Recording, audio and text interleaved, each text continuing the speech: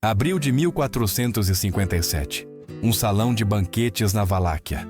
200 nobres sentam-se ao lado de seus maridos, vestidas com seda veneziana, bebendo vinho, celebrando a Páscoa. Elas acham que estão seguras. Elas estão erradas.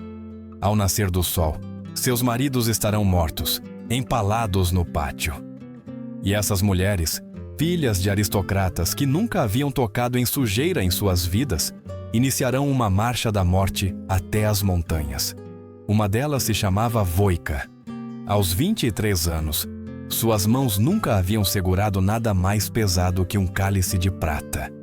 Em questão de dias, essas mãos seriam carne viva, com as unhas arrancadas, os ossos visíveis através da pele, enquanto ela arrastava pedras penhasco acima, para construir um castelo para o homem que assassinou seu marido. Ela trabalhou até que suas roupas apodrecessem em seu corpo, até que não restasse nada para cobri-la, além de lama e sangue. O que Vlad Drácula fez às mulheres não foi um efeito colateral da guerra. Foi a estratégia. Hollywood deu a você um vampiro que seduz. A história deu a você um monstro que destrói. Esta é a história das mulheres sobre as quais a história decidiu que você nunca deveria saber. O vento uivando pelos arcos de pedra de Targoviste trazia a picada de uma geada de fim de inverno, recusando-se a ceder à primavera que se aproximava. Era domingo de Páscoa, 1457, mas a capital da Valáquia parecia menos uma cidade em festa e mais uma fera prendendo a respiração. Fora das grossas muralhas da cidadela, o céu estava de um roxo machucado, pesado com chuva não derramada, que molhava as pedras da calçada e fazia as tochas de ferro sibilarem. Dentro do grande salão da corte principesca, no entanto, o ar estava denso com o cheiro de javali assado, vinho temperado e o perfume forte de 200 famílias nobres reunidas para o banquete. Voika sentava-se perto do centro da longa mesa, seus dedos contornando a borda de seu cálice de prata. Aos 23 anos, ela era uma visão de elegância protegida, com cabelos escuros em cascata presos por pérolas e pele que nunca havia conhecido a aspereza do sol. Ela usava um vestido de seda carmesim importado de Veneza, o tecido pesado farfalhando suavemente contra o chão a cada movimento de seu corpo. Ao lado dela, sentava-se seu marido, Andrei, um nobre menor com um sorriso largo e confiante e mãos mais acostumadas a assinar tratados do que a empunhar espadas. Ele riu de uma piada feita pelo homem à frente, suas bochechas coradas de vinho, completamente alheio ao fato de que aquela seria a última vez que ele riria. "Beba, meu amor", Andrei sussurrou, inclinando-se perto de Voika, seu hálito quente contra a orelha dela. "O príncipe está generoso esta noite. Veja este banquete, é um sinal de paz." Voika forçou um sorriso, embora um nó frio se apertasse em seu estômago. Ela olhou para a cabeceira da mesa. Lá estava Vlad III, o governante que chamavam de O Empalador. Ele era um homem de imobilidade aterrorizante, vestido com veludo preto que parecia absorver a luz das velas. Seu rosto era pálido, seus olhos grandes e sem piscar, varrendo a sala não como um anfitrião, mas como um lobo observando um rebanho de ovelhas gordas. Ele não comia, ele não bebia, ele apenas observava. A música aumentou, alaúdes e tambores abafando o sussurro do vento lá fora. Os boiardos, a classe nobre da Valáquia, deleitavam-se em sua grandeza. Ajustavam suas pesadas correntes de ouro e alisavam suas túnicas de brocado, confortáveis em seu poder. Eles se consideravam intocáveis, os verdadeiros fazedores de reis. De repente, Vlad ergueu uma única mão. A música morreu instantaneamente. As risadas foram sufocadas. O silêncio que se seguiu foi pesado, sufocante. Vlad levantou-se lentamente, seu olhar varrendo a sala, detendo-se nos rostos mais velhos, depois nos mais jovens. "Meus nobres convidados", a voz de Vlad era suave, mas ecoou pelos cantos mais distantes do salão. Tenho uma pergunta para vocês neste dia sagrado. Ele desceu do estrado, andando lentamente entre as mesas. Os nobres enrijeceram. Quantos príncipes? Vlad fez uma pausa, apoiando a mão no ombro de um boiardo idoso. Vocês viram sentar neste trono em sua vida? O velho, pensando que aquilo era um teste de sua longevidade e sabedoria, estufou o peito. Vossa Alteza, servi 7 voivodas. Vlad assentiu, seu rosto ilegível. Ele se moveu para outro. E você? 12, meu senhor! Outro gritou orgulhosamente. 30! Gritou uma voz do fundo, acompanhada por uma risada bêbada. 30 príncipes vieram e se foram. Vlad parou de se mover. O fantasma de um sorriso tocou seus lábios, mas não alcançou seus olhos. 30, ele repetiu. Vocês sobreviveram a 30 governantes. O salão ficou mortalmente silencioso. Como é que? Vlad rugiu, sua voz de repente trovejando pelas paredes de pedra. Vocês sobrevivem enquanto 30 dos meus conterrâneos, 30 de seus príncipes morreram? Vocês juraram lealdade a todos eles e traíram todos eles. Voica agarrou o braço de Andrei, suas unhas cravando-se na manga de veludo dele. Andrei não sorria mais. Seu rosto havia ficado da cor da cinza. Vocês não são nobres, Vlad cuspiu, o verniz de anfitrião desaparecendo para revelar o carrasco por baixo. Vocês são parasitas. Ele estalou os dedos. As pesadas portas de carvalho do grande salão se fecharam com um estrondo que fez o chão tremer. Das sombras dos corredores em arco, a guarda pessoal de Vlad, os Kalarash, emergiu. Eles não estavam vestidos para uma festa. Estavam vestidos para a guerra, espadas em punho, rostos cobertos por cota de malha. O caos irrompeu. Mulheres gritavam enquanto mesas eram derrubadas, enviando travessas de carne e garrafões de vinho ao chão de pedra. Voica foi arremessada de sua cadeira enquanto os soldados avançavam. Ela se arrastou para trás, seu vestido de seda emaranhando-se em suas pernas, procurando freneticamente por Andrei. Voica! Andrei gritou, estendendo a mão para ela. Antes que suas mãos pudessem se tocar, o punho enluvado de um soldado atingiu Andrei no queixo. Ele caiu pesadamente, sangue espirrando na toalha de mesa branca imaculada. 2 guardas o agarraram pelos braços, levantando-o. Não! Por favor! Voica gritou, avançando, mas uma mão rude a agarrou pelos cabelos, puxando-a para trás. Ela assistiu impotente, enquanto os homens, os poderosos boiardos que se vangloriavam de sua sobrevivência momentos antes, eram arrastados em direção às portas do pátio. Vlad estava no meio da carnificina, calmo e imóvel. Levem os homens para as estacas. Vlad ordenou, sua voz cortando os gritos. Deixem-nos olhar para a cidade que traíram pela última vez. Andrei se contorceu no aperto dos guardas, seus olhos fixando-se nos de Voica. Não havia bravura neles, apenas o puro e primal terror de um homem que sabe que está prestes a morrer. Então, ele se foi, arrastado para a noite escura e chuvosa. Voica caiu de joelhos, soluçando, mas o pesadelo não havia terminado. Os guardas voltaram sua atenção para as mulheres. Levante-se, um soldado latiu, chutando Voica nas costelas. Ela ofegou, agarrando seu lado. Ao redor dela, 200 nobres estavam sendo encurraladas. Suas joias finas foram arrancadas de seus pescoços, pérolas espalhando-se pelo chão, manchado de sangue como lágrimas. Elas não estavam sendo mortas. Ainda não. Pesadas algemas de ferro foram trazidas. Voica sentiu o metal frio prender-se em seus delicados pulsos, o peso puxando seus ombros para baixo. Ela olhou para seu vestido. A seda carmesim da qual ela havia se orgulhado tanto estava agora rasgada e manchada de vinho e sujeira. Mexa-se. Acorrentadas juntas em uma longa fila chorosa, as mulheres foram forçadas em direção à saída. Ao pisarem no pátio congelado, os gritos de seus maridos começaram a se elevar acima do vento, um coro horripilante que sinalizava o começo do fim. Voica apertou os olhos, mas não conseguiu abafar o som.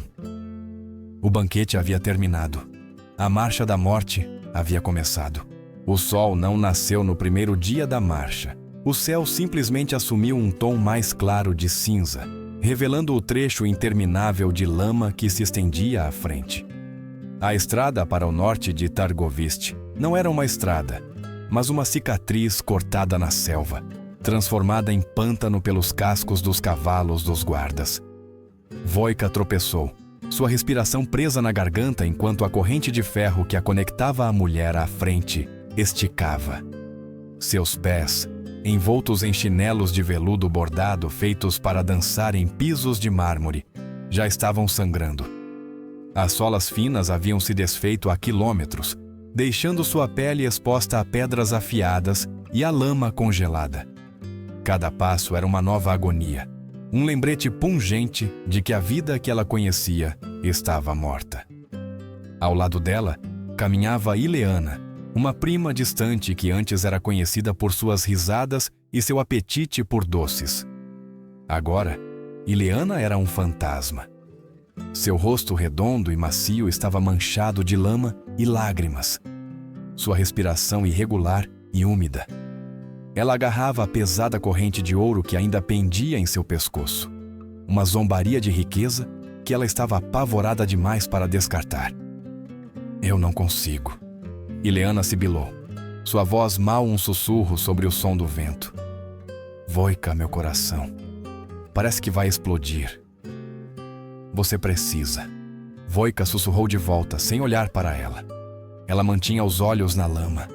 Olhar para cima era atrair a atenção dos Kalarash. Apenas continue movendo os pés, um, depois o outro. Os guardas cavalgavam ao lado da coluna de mulheres acorrentadas, seus cavalos altos e bem alimentados, fumegando no ar frio. Eles carregavam chicotes de couro trançado e os usavam com uma crueldade casual, golpeando qualquer um que diminuísse o ritmo. Não falavam com as mulheres como seres humanos, as conduziam como gado. No terceiro dia, a fome havia se instalado, um vazio roedor que fazia a cabeça de Voica girar. Mas foram as cenas ao longo da estrada que a esvaziaram por completo.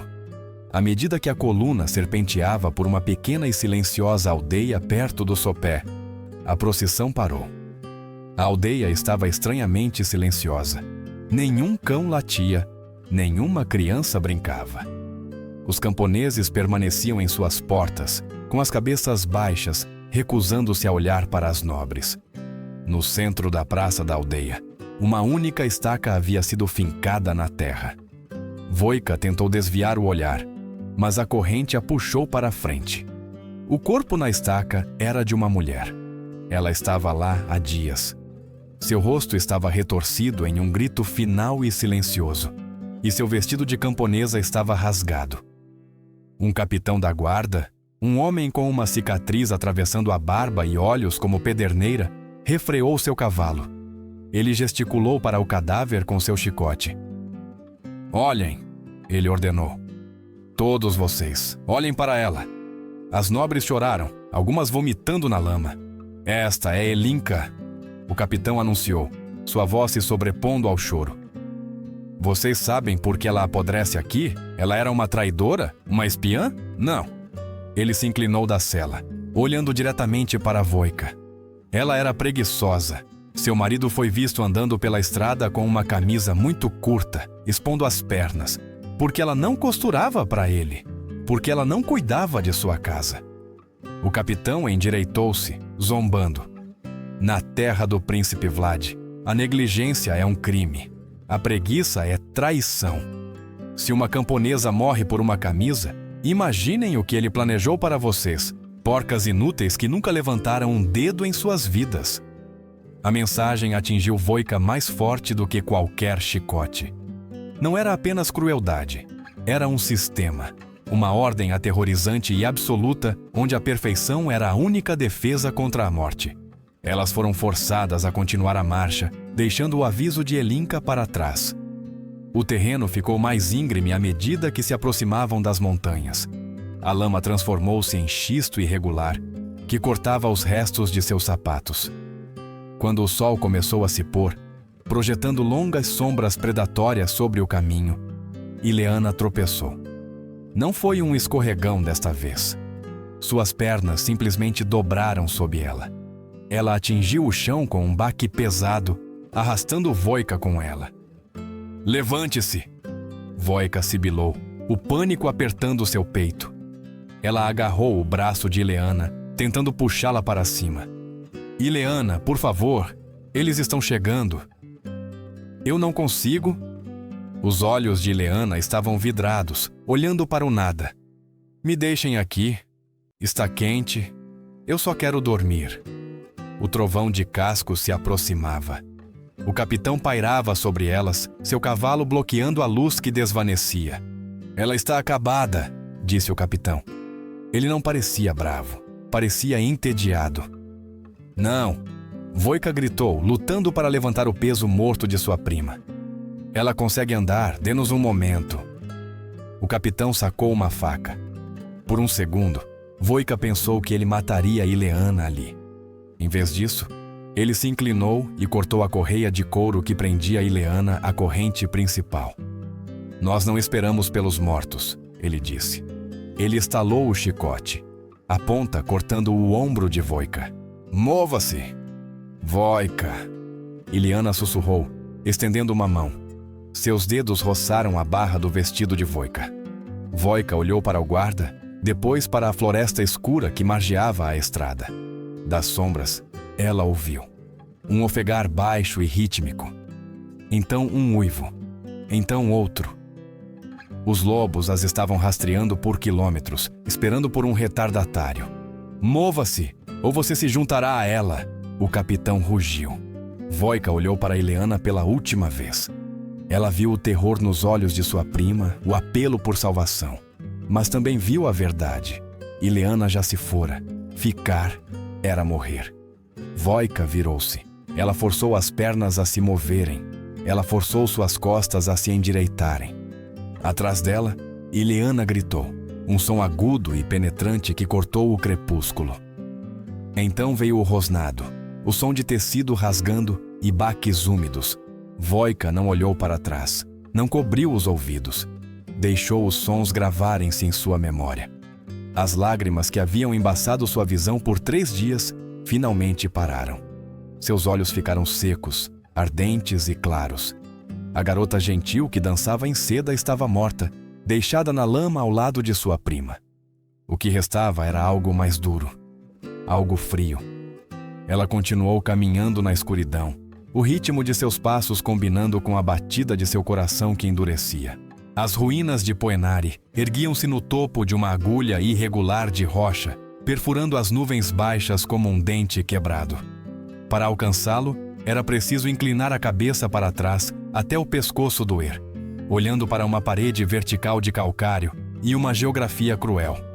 O rio Argesh rugia abaixo, uma fita agitada de água cinzenta que soava menos como um rio e mais como uma fera faminta esperando por sobras.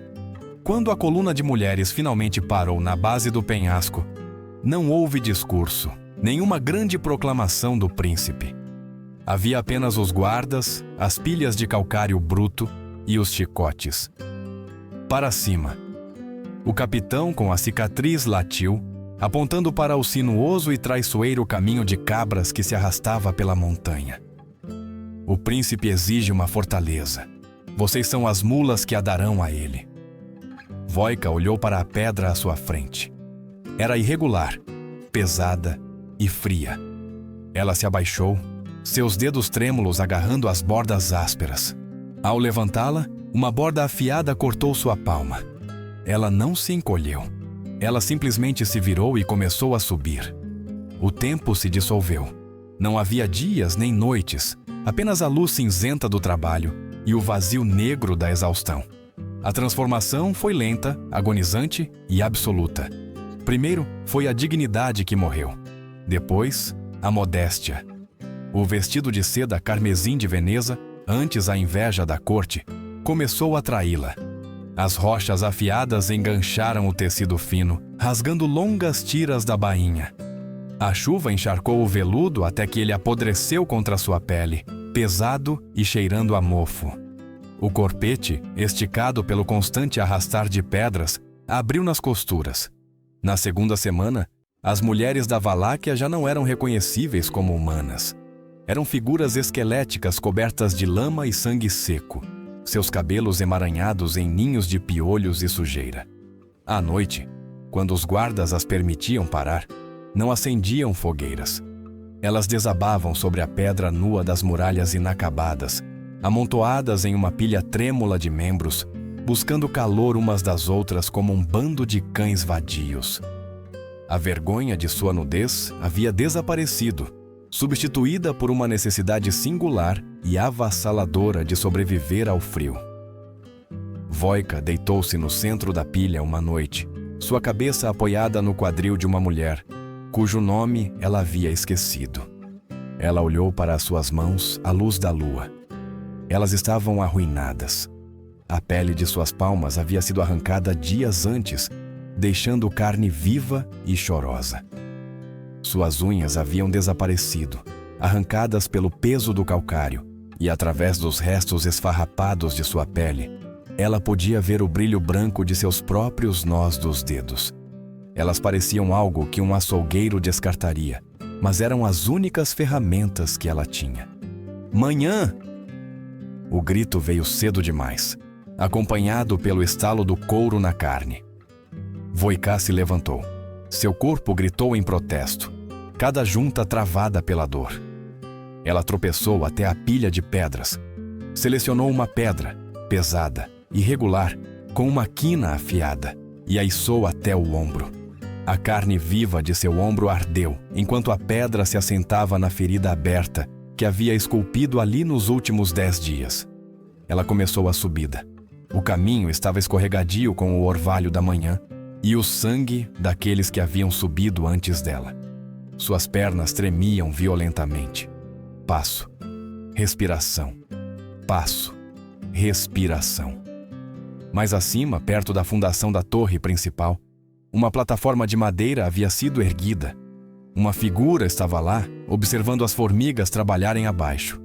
O pé de Voica encontrou um trecho de xisto solto. Aconteceu num piscar de olhos. A pedra cedeu sob seu peso. Seu tornozelo torceu, e ela tombou para a frente. O pesado bloco de calcário em seu ombro escorregou, caindo sobre seu antebraço antes de despencar pela beira do penhasco. Voica soltou um grito, um som seco e rouco, e caiu de joelhos, agarrando o braço esmagado. Uma sombra caiu sobre ela. Um guarda, um jovem com olhos cruéis, avançou levantando o chicote. Vaca desajeitada, ele rosnou. Aquela pedra vale mais que sua vida. Voica encolheu-se numa bola, esperando a picada do chicote. Ela não conseguia ficar em pé. Não conseguia levantar outra pedra. Se ele a atingisse agora, ela simplesmente se soltaria e escorregaria pela beirada para o rio abaixo. Seria mais fácil. Espere. A voz era suave, mal um sussurro sobre o vento, mas carregava o peso do ferro. O guarda congelou, o chicote erguido. Ele se virou para a plataforma de madeira. De pé, estava uma mulher. Ela estava envolta em uma pesada capa de pele escura, seu rosto pálido e emoldurado por tranças intrincadas de fios de ouro. Era a princesa, a esposa de Vlad. Ela não era uma prisioneira acorrentada, mas seus olhos possuíam o mesmo vazio assombrado das mulheres que carregavam as pedras. Ela estava rígida, com as mãos repousando protetoramente sobre o estômago. Ela não olhou para o guarda. Olhou diretamente para Voica. Por um segundo, a distância entre elas desapareceu. A mulher de pele e a mulher de trapos se entreolharam. No olhar da princesa, Voica não viu piedade. Piedade era inútil ali. Ela viu reconhecimento. Ela viu um pedido de desculpas silencioso. "Minha faixa", disse a princesa, sua voz tremendo ligeiramente. Ela apontou um dedo bem cuidado para o chão perto dos pés de Voica, onde uma tira de seda azul havia caído da plataforma acima. "Aquela escrava, ela está sujando minha faixa." O guarda piscou. confuso. Minha senhora. Pegue-a, a princesa ordenou, sua voz endurecendo com uma arrogância fingida. Antes que ela sangre nela, não deixe o chicote tocá-la ou o respingo arruinará o tecido. Afaste-a. O guarda abaixou o chicote, resmungando. Ele empurrou Voica com a bota, mas sem a força letal que pretendia. Saia da frente. Vá pegar outra pedra. Ele se abaixou para pegar a seda caída. O momento durou apenas alguns segundos, mas foi o suficiente. A pausa permitiu que as manchas pretas na visão de Voica se dissipassem. Permitiu que seus pulmões dessem uma única e ofegante respiração. Voica olhou para a plataforma. A princesa virou as costas, enrolando mais apertado suas peles em si mesma, e se afastou para as sombras da torre. Voica usou o braço não ferido para se arrastar na terra, erguendo-se. Ela ainda estava no inferno, ainda estava sangrando, mas estava viva. Ela voltou-se para a pilha de pedras. Ela carregaria outra, não por Vlad, não pelo medo do chicote, mas porque uma mulher em uma torre acabara de comprar 5 segundos de vida para ela, e ela não os desperdiçaria.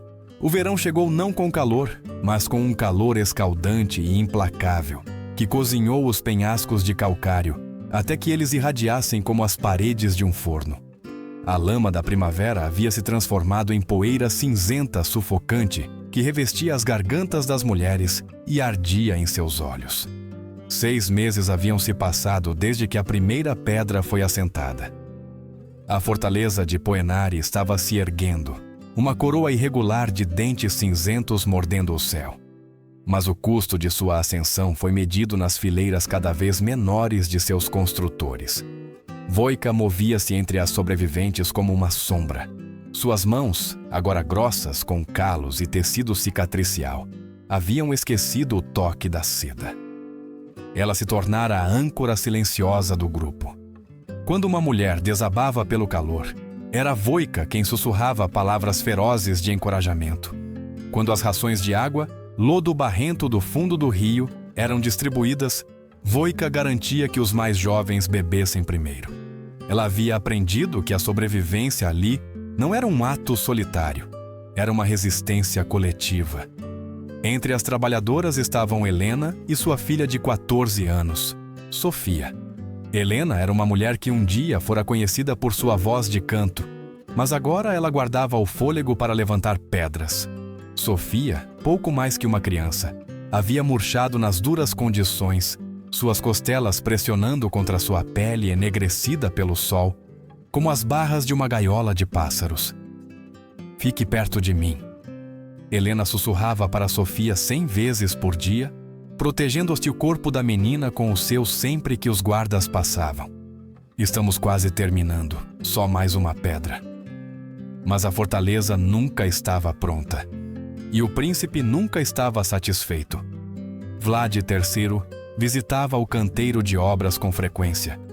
Ele não vinha inspecionar a integridade arquitetônica das paredes ou o valor estratégico das torres. Ele vinha inspecionar as mulheres.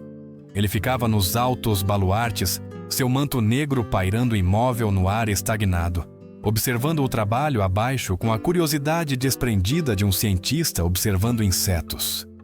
Ele acreditava que o fundamento de um reino não era pedra, mas obediência.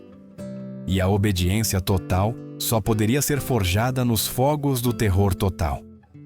Para ele, cada tropeço, cada suspiro de exaustão, era uma fraqueza que precisava ser purgada da alma da Valáquia. Aconteceu durante a refeição do meio-dia, quando o sol estava em seu zênite. Os guardas haviam jogado pedaços de pão velho na terra, a ração diária. Helena pegou um pedaço, mas não o comeu. Com uma destreza nascida do desespero, ela escondeu a crosta dura nas dobras dos trapos de Sofia. Foi uma pequena rebelião, a tentativa de uma mãe de dar força à sua filha para a escalada da tarde. "Você aí!" Uma voz cortou o calor. Não era um guarda, era Vlad. Ele havia descido dos baluartes silenciosamente. Estava a poucos passos de distância, seus olhos fixos nas mãos trêmulas de Helena. O silêncio que pairou sobre a pedreira foi absoluto. Até o rio parecia calar-se. Traga-as aqui, Vlad disse suavemente.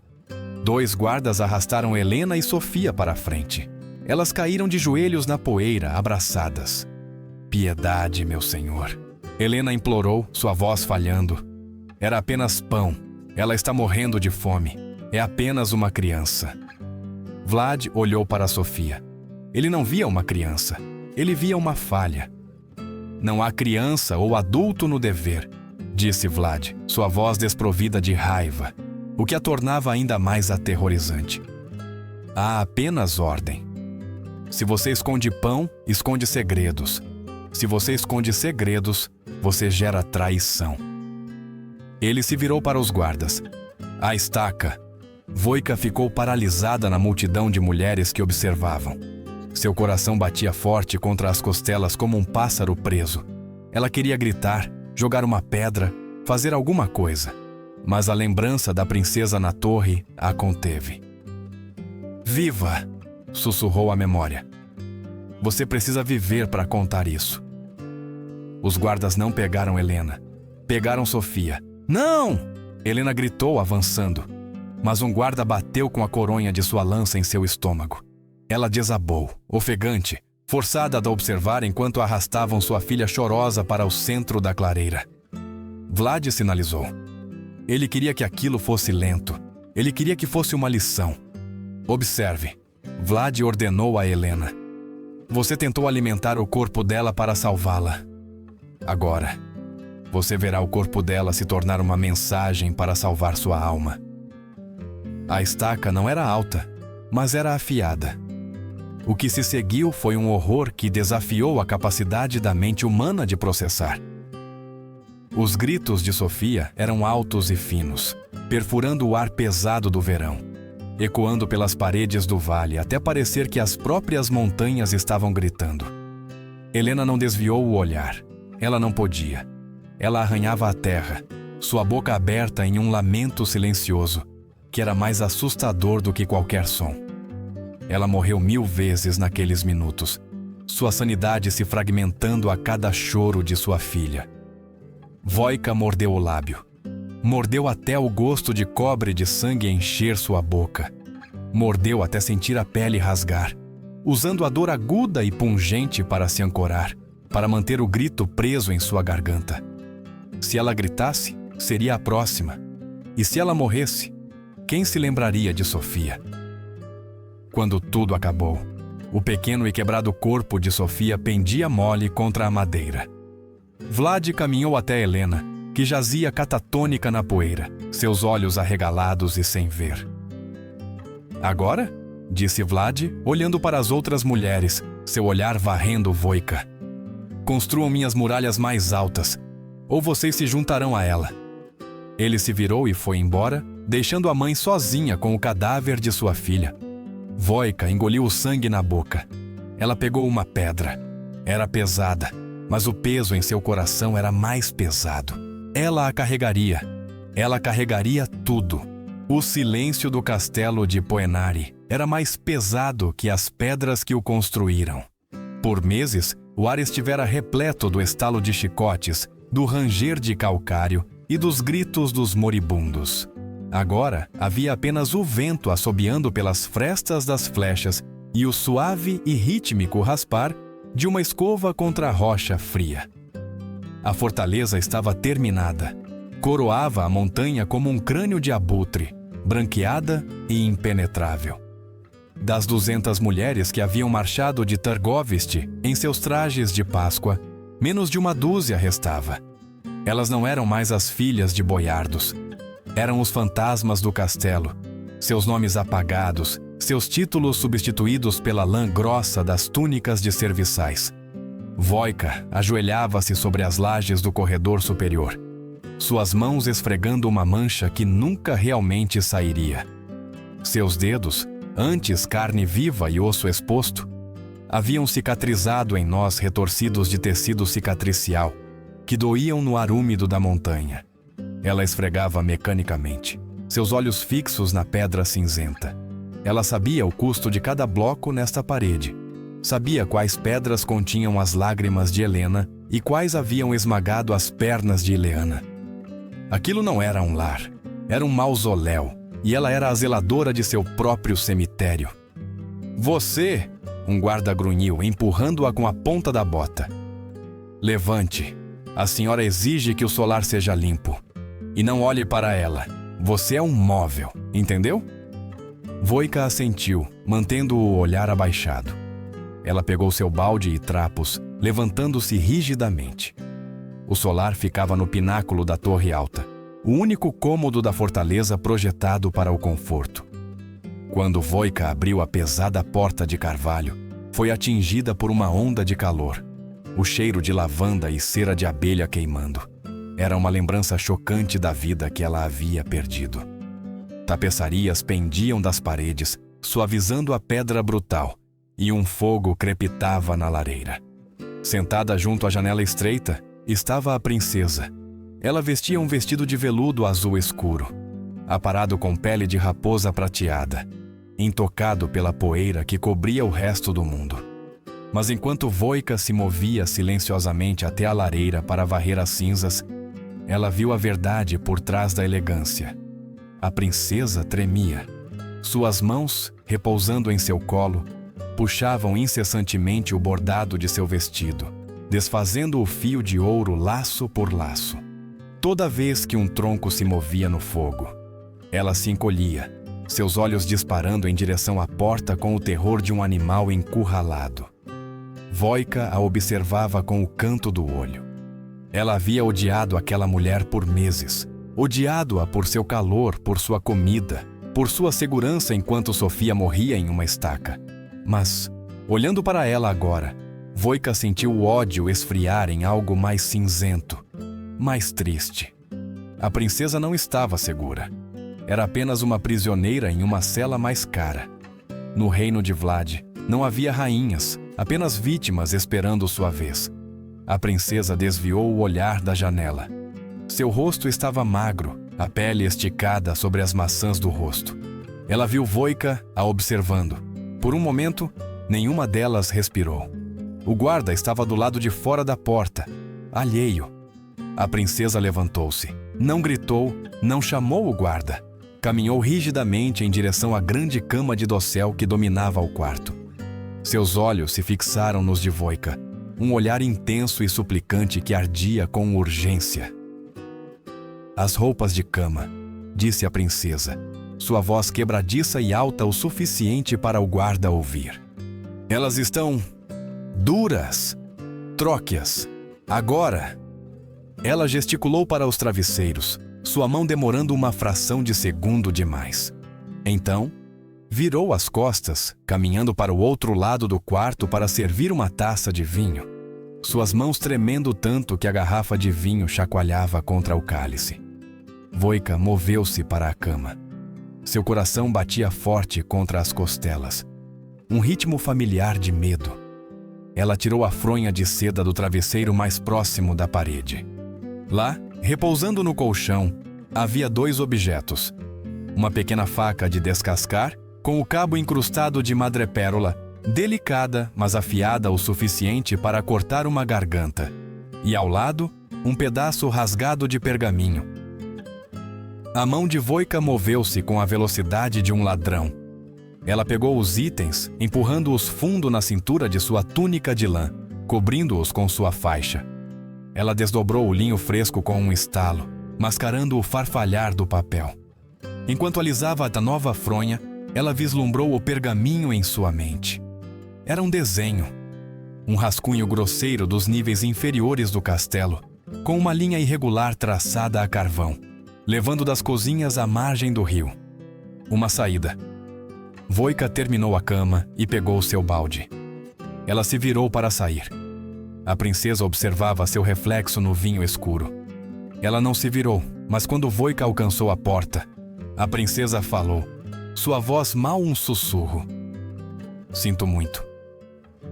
Era suave, levado pela corrente de ar da janela, mas Voica ouviu. Era um pedido de desculpas pelas pedras, pelo frio, por Sofia, pela faixa, pelo silêncio. Voica pausou, sua mão na tranca de ferro. Ela não podia falar. A fala era proibida. Mas deixou o balde tilintar uma vez contra o chão de pedra. Um som de reconhecimento. Um som de aceitação. Ela saiu para o corredor frio, a faca pressionando seu quadril como uma brasa ardente. O castelo ainda era uma prisão. E o fantasma do empalador ainda percorria seus salões, mas pela primeira vez em anos, Voica não era apenas uma sobrevivente. Ela estava armada. Junho de 1462 trouxe um calor que pesava no peito. Um sufocante manto de umidade que aprisionava os cheiros da terra. Mas ao redor do castelo de Poenari, o ar carregava um aroma que nada tinha a ver com o verão. Era um fedor adocicado e enjoativo que tinha gosto de cobre no fundo da língua. Voica estava nas sombras do grande salão, suas mãos firmemente unidas atrás das costas para esconder o tremor. Ela não era mais apenas um corpo que esfregava o chão. Era uma ouvinte, uma espiã em sua própria prisão. O castelo estava frenético de atividade. Soldados corriam de um lado para outro, afiando lâminas e arrumando alforjes, seus olhos arregalados com um medo que não ousavam expressar. À cabeceira da pesada mesa de carvalho, sentava-se Vlad. Ele estava escrevendo. O ranger de sua pena contra o pergaminho era o único som constante na sala. Ele não parecia um homem enfrentando o maior exército que o mundo já vira. Ele parecia um contador somando um livro-razão. 23.884. Vlad murmurou, sua voz baixa e desprovida de emoção. Ele estava lendo em voz alta enquanto escrevia. Sem contar aqueles queimados em suas casas. Ao lado dele estava um capitão chamado Dragos, um homem corpulento cujo rosto estava atualmente da cor de pergaminho velho. Meu senhor, Dragos gaguejou, limpando o suor da testa. Os batedores relatam que o sultão está a menos de um dia de viagem de Târgoviste. Seu exército estende-se de horizonte a horizonte. 100.000 homens. Não podemos segurar a capital. Não podemos nem segurar esta montanha. Vlad parou de escrever. Ele olhou para cima, seus olhos escuros e calmos. Quem disse que vamos mantê-lo? Voica avançou para reabastecer o cálice do capitão. Ela se moveu com a invisibilidade praticada de uma serva, mas seus ouvidos se esforçavam para captar cada sílaba. Não lutamos contra Mehmed com espadas, Dragos, disse Vlad, levantando-se e caminhando até a janela estreita que dava para o vale. Nós o combatemos com o próprio estômago dele. Nós o combatemos com seus pesadelos. Ele se virou, um fantasma de um sorriso brincando em seus lábios. Quando o sultão chegar a Târgoviste, ele encontrará a cidade vazia, mas os campos estarão cheios. Os prisioneiros? Dragos sussurrou, a repulsa em conflito com a lealdade em seu tom. A mensagem, Vlad corrigiu. 20.000 deles. Levantados alto, uma floresta de carne podre para saudar o conquistador. Mães com seus filhos, homens com seus irmãos. Deixe Mehmed marchar por aquilo. Deixe seus soldados respirarem aquele ar. Quando eles chegarem a estas montanhas, estarão vomitando sua própria coragem na terra. A mão de Voica escorregou. Uma única gota de vinho espirrou na mesa. A cabeça de Vlad se voltou para ela. Por um instante, ela pensou que estava morta, mas ele apenas olhou através dela, como se ela fosse um móvel que havia rangido. Partimos ao nascer da lua, Vlad ordenou, virando-se para seu capitão. Levem a guarda de elite, deixem o resto para guarnecer as muralhas. Eles atrasarão os turcos o suficiente para cruzarmos para a Transilvânia. E as mulheres? Dragos perguntou, olhando para Voica. As serviçais? Vlad acenou com a mão de forma displicente. Deixe-as. A fortaleza precisa parecer habitada. Se os turcos encontrarem um casco vazio, nos perseguirão imediatamente. Se encontrarem pessoas para matar, pararão para se divertir. O sangue esvaiu do rosto de Voica. Elas eram iscas. As mulheres que haviam construído aquelas muralhas com sua carne seriam deixadas como distração para ganhar tempo para o monstro escapar. À medida que o conselho se dispersava, Voica escapuliu, apressando-se pelas escadas sinuosas até os baluartes ocidentais. Ela precisava ver. Precisava saber quão perto a morte estava. Ela alcançou a seteira e olhou para o sul, em direção à capital. Ela não conseguia ver Tergovist. Estava a quilômetros de distância, mas conseguia ver o céu. Uma névoa de fumaça preta pairava sobre o vale, densa e gordurosa. E então, o vento mudou. Atingiu-a como um golpe físico. O cheiro era o cheiro de milhares de corpos assando ao sol de junho. Era o cheiro da morte em escala industrial. Sufocava o ar, abafando o cheiro de pinho e água de rio. Mesmo a essa distância, a floresta dos empalados projetava sua sombra. Abaixo, na estrada sinuosa que subia ao vale, ela viu movimento. Não a marcha ordenada de um exército conquistador, mas uma parada caótica. A vanguarda das forças otomanas, a maior máquina militar da terra, havia parado. Através da névoa, ela imaginou que podia vê-los. Janízaros endurecidos vomitando, cavalos empinando em pânico, incapazes de avançar para a atrocidade que Vlad havia preparado. O sultão havia virado seu exército, assim como os livros de história diriam mais tarde. Ele podia lutar contra homens, mas não podia lutar contra isso. Mas, embora o exército principal pudesse recuar, os batedores, os saqueadores e os grupos dissidentes irados viriam para cá. Viriam a Poenari, buscando vingança pelos horrores que haviam testemunhado no vale. Voica recuou da janela, sua mão indo instintivamente para a cintura de sua túnica, sentindo o contorno frio da faca de madrepérola. O sol estava mergulhando abaixo dos picos. O nascer da lua estava de apenas algumas horas. Vlad estava partindo. Os guardas estariam ocupados preparando os cavalos. O caos da evacuação era sua única cobertura. Ela olhou para as mãos, cicatrizadas, fortes e trêmulas. Ela não esperaria para ser uma distração.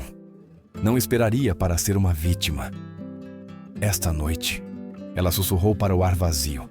Ela se virou e correu em direção aos aposentos dos criados. Tinha que encontrar o mapa. Tinha que encontrar as outras. A floresta da morte esperava abaixo, mas o rio da vida esperava na escuridão. E ela rastejaria pelo inferno para alcançá-lo. A noite não caiu. Foi extinta pela fumaça de 1000 tochas. Abaixo dos penhascos de Poenari, o vale era um rio de fogo. O exército de Radu, o belo, irmão mais novo de Vlad e marionete do sultão otomano, havia chegado. Eles não vieram com a fúria desorganizada de um ataque, mas com a precisão aterrorizante de uma maré. Flechas com pontas de piche flamejante arcavam sobre as muralhas, sibilando como víboras antes de se chocarem contra as estacas de madeira. Dentro da fortaleza, a ordem havia colapsado em uma corrida frenética pela sobrevivência. Voica agachou-se na alcova da escada dos criados, sua mão pressionada contra a pedra fria, sentindo as vibrações do ariete contra os portões principais muito abaixo. Ao lado dela, agachadas, estavam outras 3 mulheres. Mara, uma garota que havia perdido um olho devido ao chicote de um guarda, e Doina, uma mulher mais velha cujo silêncio era mais pesado que pedra. Elas eram as últimas.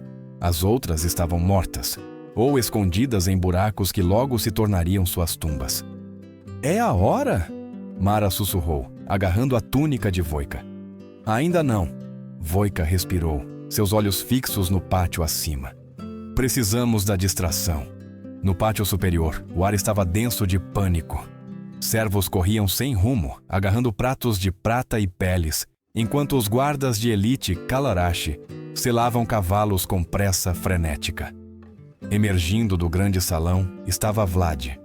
Ele vestia uma armadura enegrecida, sua capa esvoaçando como uma mancha de tinta. Ele se movia com um foco aterrorizante, não em direção ao portão principal, mas em direção aos estábulos onde começava o caminho secreto da montanha. Uma trilha estreita conhecida apenas pelas cabras e pelos desesperados. Ele parou perto da muralha ocidental. Ali, silhuetada contra o céu em chamas, estava sua esposa. A princesa estava na beira do precipício. O vento chicoteava seu vestido de veludo em volta de suas pernas, e suas tranças douradas haviam se desfeito, voando selvagens em torno de seu rosto. Ela olhou para o abismo onde o rio Argesh rugia, inchado com o degelo e a chuva, chocando-se contra as rochas a centenas de metros abaixo. Vlad fez uma pausa, sua mão na sela. "Os cavalos estão prontos!" Ele gritou por cima do barulho do cerco. "Partimos para a Transilvânia!" A princesa virou-se lentamente. Seu rosto estava pálido, iluminado pelos fogos do exército inimigo. Um exército liderado pelo próprio irmão de seu marido. Ela olhou para Vlad, depois para as bandeiras turcas avançando pela encosta. Ela sabia o que aguardava uma princesa capturada na corte do sultão. Seria uma vida de almofadas de seda e correntes de ouro, uma joia em um harém, um troféu de conquista.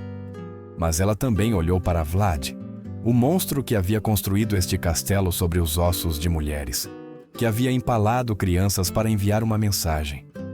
"Não irei para a Hungria para ser a esposa de um mendigo", ela disse, sua voz estranhamente calma em meio aos gritos. "E não irei para Istambul para ser uma escrava." Os olhos de Vlad se estreitaram. "Então fique e morra. Tenho um reino para reclamar." Ele montou em seu cavalo, virando as costas para ela sem um segundo olhar. O monstro escolheu a sobrevivência. A princesa olhou pelo pátio. Seus olhos encontraram as sombras da alcova dos criados. Ela viu Voica. Um lampejo de reconhecimento passou entre elas, a lembrança de uma faca, um mapa e um pedido de desculpas silencioso. A princesa subiu nas ameias da muralha. "Meu senhor Radu!" Ela gritou na noite, sua voz perfurando a cacofonia. "Digam aos seus mestres, prefiro ser comida para os peixes do Argesh do que prisioneira dos turcos." Os soldados congelaram. Os arqueiros baixaram seus arcos. Por um instante, a guerra parou. Então, ela pulou. Não houve grito. Apenas o esvoaçar do veludo azul contra o céu vermelho, uma forma escura caindo nas águas brancas e revoltas abaixo. Ela pulou! A princesa pulou! O grito ecoou dos guardas, criando um vórtice de confusão. Soldados correram para a muralha, abandonando seus postos para olhar para baixo. "Agora!" Voica sibilou. Ela agarrou o braço de Mara e saiu correndo das sombras. Elas não correram para os estábulos onde Vlad estava escapando. Elas correram para as cozinhas. "Para onde vamos?" Doina ofegou tropeçando. "O príncipe foi por ali!" "O príncipe vai para o inferno!" Voica rosnou, puxando Doina para cima. "Nós vamos para o rio!" Elas irromperam na despensa. Voica empurrou um pesado saco de grãos, revelando uma porta de madeira baixa e estreita que correspondia ao esboço a carvão no pergaminho. Era a calha de lixo, um túnel usado para despejar resíduos no rio abaixo. Um guarda estava lá, de costas para elas, distraído pela comoção na muralha. Ele se virou ao som de seus passos, desembainhando sua espada. "Voltem!" ele gritou. "Ninguém sai!" Voica não parou, não implorou, não pensou. Os meses levantando pedras, a fome, a raiva, tudo se focou em um único ponto. Ela sacou a faca de madrepérola de sua faixa. Enquanto o guarda erguia sua espada, Voica avançou. Ela era pequena, mas rápida, e tinha a força de uma mulher que havia carregado uma fortaleza nas costas. Ela cravou a pequena lâmina na fenda de sua armadura, logo abaixo do braço. O guarda ofegou, derrubando a espada. Ele a olhou com choque, sem perceber que o móvel podia matar. Voica o empurrou com força e ele caiu contra a parede, deslizando para a escuridão. "Mexam-se!" Voica ordenou, chutando a porta para abri-la. O túnel era escuro e cheirava a podridão. Inclinava-se acentuadamente para baixo, um escorregar aterrorizante para o desconhecido. "Vamos morrer lá dentro!" Mara soluçou. Já estamos mortas aqui, Voika disse. Ela olhou para trás uma última vez. Pela janela, ela viu a figura de Vlad desaparecendo pela trilha da montanha, sozinho. Ela olhou para o sangue em suas mãos. Não o dela desta vez. Deslizem, Voika ordenou. Uma por uma, as mulheres desapareceram na terra escura, deslizando em direção ao rio que acabara de engolir uma princesa, rezando para que tivesse espaço para mais 3 sobreviventes. O ano era 1490. O sol de outono sobre a cidade saxã de Brasov era suave, filtrando-se pela janela de vidro emplumado para aquecer a mesa de madeira onde Voika estava sentada. Lá fora, o mundo era barulhento com os sons de mercadores vendendo lã e ferreiros martelando ferro. Os sons de uma vida que continuara, indiferente aos horrores do passado. Lá dentro, havia apenas o arranhar de uma pena contra o pergaminho. Voika fez uma pausa, mergulhando a pena no tinteiro. Ela era uma mulher idosa agora, seus cabelos da cor da neve da montanha. Mas foram suas mãos que contaram a história de sua vida. Elas estavam retorcidas, os nós dos dedos inchados e deformados, a pele mapeada com saliências brancas de tecido cicatricial que nunca desapareceriam. Segurar uma pena era uma batalha diária contra a dor. As cãibras vinham rapidamente, prendendo seus dedos, tentando forçá-los à forma curvada e preênsil que haviam assumido ao carregar calcário penhasco acima. Mas elas forçou a se abrirem. Elas forçou a escrever. Vovó? A porta rangeu, e um pequeno rosto espiou. Era Ana, sua neta, de 7 anos e brilhante como uma moeda de cobre nova. Ela segurava uma boneca de madeira em uma mão e uma flor na outra. Você está escrevendo sobre o monstro de novo? Ana perguntou entrando na sala. Os meninos no mercado dizem que ele bebia sangue. Dizem que ele era um demônio que podia virar névoa. Voika pousou a pena. Ela chamou a menina para mais perto. Venha aqui, passarinho. Ana subiu no banco ao lado dela. Olhou para o livro aberto. Não era um livro razão de moedas ou um livro de orações. Era uma lista, coluna após coluna de nomes, escritos com a mão trêmula e determinada de Voika. O mundo ama monstros, Ana, Voika disse suavemente, alisando os cabelos da menina. É mais fácil acreditar em demônios com presas do que admitir que um homem fez essas coisas. Um homem que jantava, que rezava, que escrevia cartas. Ele era assustador? Ana sussurrou. Ele era pequeno, Voika corrigiu, e mesquinho, e cruel. Mas ele está morto. Sua cabeça ficou numa estaca em Constantinopla anos atrás. Os vermes o comeram, assim como comem os mendigos. Ela tocou o pergaminho com um dedo torto. Essas pessoas? Essas são as que importam. Os meninos no mercado não contarão suas histórias. Então eu preciso. Voika começou a ler, sua voz rouca, mas firme. Elinka, ela leu. Que morreu porque estava cansada demais para costurar uma camisa. Ela tinha uma risada que deixava os pássaros com inveja. E Leana, ela continuou, seu dedo traçando a próxima linha. Que amava doces e odiava a chuva. Ela me carregou quando eu não conseguia andar. Sofia, ela sussurrou, o nome preso em sua garganta. Que tinha 14 anos. Que gostava de trançar o cabelo com fitas. Ela morreu para que sua mãe aprendesse uma lição sobre pão. E a dama, Voika disse, tocando a última entrada. Que não tinha nome nas histórias, apenas um título. Mas ela me deu uma faca. Ela me deu um mapa. Ela nos deu o rio. Ana olhou para o livro com olhos arregalados. São tantos? São milhares, Voika disse. E eu os escreverei todos. Cada pedra naquele castelo tem um nome. Cada gota de água no Argesh tem um rosto. Enquanto este livro existir, ele não vence. Se os esquecermos, então ele vence. O sol começou a baixar, projetando longas sombras pela sala. Voika fechou o livro. A dor em suas mãos era agora uma latejante, um lembrete do preço que pagara por essa paz. Venha, Voika disse, levantando-se com um gemido de juntas rígidas. Traga sua flor. Elas saíram da cabana, passando pelo jardim onde abóboras cresciam grandes e laranjas, em direção a um pequeno morro com vista para o vale. Não havia corpo enterrado ali. Os corpos foram perdidos para os lobos e o rio décadas atrás. Em vez disso, havia uma simples lápide de pedra, toscamente trabalhada e sem polimento. Não trazia um único nome. Trazia um símbolo esculpido pela própria mão de Voika anos atrás. Um círculo, representando um anel, partido ao meio. Voika estava diante da pedra. O vento puxava seu xale. Ela fechou os olhos e por um momento estava de volta lá. Sentiu o cheiro da podridão da masmorra, a picada do chicote. Ouviu o rugido do rio engolindo a princesa. Mas o terror não veio.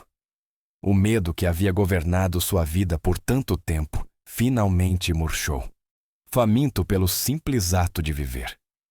Ela abriu os olhos e olhou para o horizonte. As montanhas da Valáquia estavam longe, apenas linhas irregulares na distância. Coloque a flor ali, Ana, disse Voika.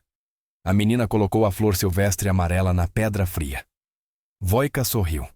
Não era o sorriso polido e cortês da garota que ela havia sido em 1457.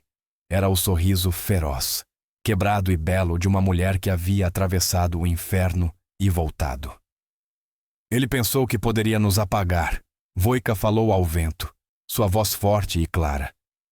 Ele pensou que, ao quebrar nossos corpos, poderia quebrar nossa verdade. Ele pensou que, por ser um príncipe e nós mulheres, a história pertencia a ele. Ela olhou para sua neta, depois para suas próprias mãos cicatrizadas, as mãos que haviam construído uma fortaleza para um tirano e depois construído uma vida para si mesma. Ele estava errado, Voika sussurrou. O castelo é uma ruína. O príncipe é pó. Mas nós ainda estamos aqui. Somos a tinta, somos a pedra, somos a história. Ela pegou a mão de Ana, seu aperto firme e quente. Nós vencemos. Elas se viraram e voltaram para a casa, deixando a pedra e a flor banhadas na luz dourada do sol poente. Atrás delas, o silêncio da noite não era o silêncio dos mortos, mas o silêncio pacífico de uma história que finalmente havia sido contada. A jornada de Voika nos ensina uma lição poderosa para nossas próprias vidas. A verdadeira força nem sempre é encontrada nas mãos que seguram armas, mas nos corações que se recusam a desistir. Todos enfrentamos nossas próprias montanhas, momentos de sofrimento, injustiça ou tristeza avassaladora em que nos sentimos impotentes. Mas Voika nos mostra que mesmo quando despojados de tudo, ainda possuímos o poder de nosso próprio espírito. A maior vitória contra as trevas não é a violência, mas a resistência. Enquanto você continuar avançando, enquanto você falar sua verdade e se recusar a deixar o mundo apagar quem você é, você já venceu. Voika passou a vida escrevendo nomes para que nunca fossem esquecidos. Agora, você também os ouviu. Você pode ajudar a manter a memória deles viva. Se esta história tocou seu coração, por favor, clique no botão curtir e compartilhe este vídeo para que o mundo conheça a verdade por trás da lenda. Não se esqueça de se inscrever no canal para descobrir mais vozes esquecidas da história. Oremos. Que Deus lhe conceda a força inabalável para carregar seus fardos e a coragem para atravessar suas noites mais sombrias. Que Ele o proteja da crueldade deste mundo e lhe dê a paz que vem depois da tempestade. Que você sempre tenha a luz para escrever sua própria história de vitória. Se você recebe esta bênção e acredita no poder da resiliência, digite Amém nos comentários abaixo.